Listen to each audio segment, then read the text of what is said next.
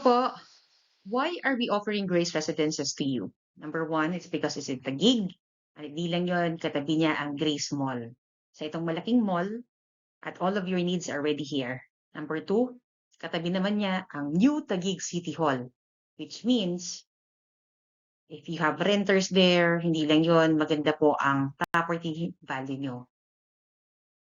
Next is 5 minutes lang to McKinley and 10 minutes lang to BGC at hindi lang yun, meron pa tayong rent-to-own option with big discount at applicable siya sa IV units. Sabihin ko po sa inyo later on kung ano po yung IV. So, ang IV ay as is where is. Ito yung mga property na pag tinurn over sa inyo ay may kanya-kanyang mga kondisyon yan. Walang additional repairs or upgrades. So, parang what you see is what you get. So, usually it's a bare unit na may mga finishing na siya.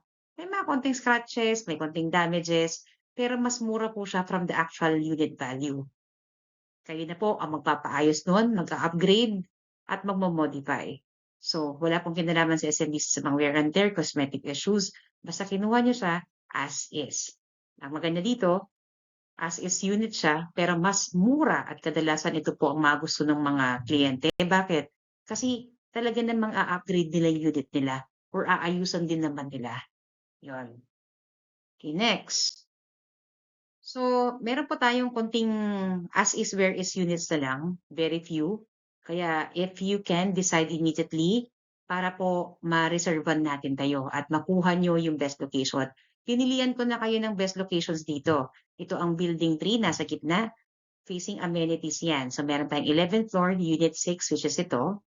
Meron din naman tayong 19th floor, unit 60. So, nasa inyo po yan if you wanna be in the middle or on the top. Yan. So, next then, ito yung sample computation natin. Ang value niya is around 4.6 million. Napakamura na po yan with 12% VAT plus other charges pa. Para lang, alam niyo ba na dahil as is where is to, meron kayong 25% off.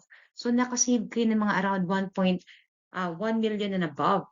At hindi lang yun, meron pa kayong rent-to-own option. So, paano yun?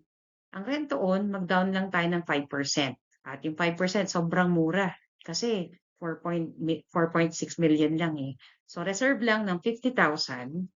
Tapos prepare kayo ng spot down payment of 161,000 within 30 days. Tapos after 30 days to 45 days, ang monthly nyo lang 17K para lang talaga kayo nagbabayad ng renta. O di ba for a year. Pag gusto niyang taasan yung monthly nyo, then why not? Tapos yung balance after a year, pwede nyo ng i-bank loan, cash, or pwede nyo i-in-house. At tutulungan namin kayo dyan sa mga bank loans. So, ang tanong dyan, kailan kayo mag-move in? Mag-move in kayo pagkabayad yun ng 5%.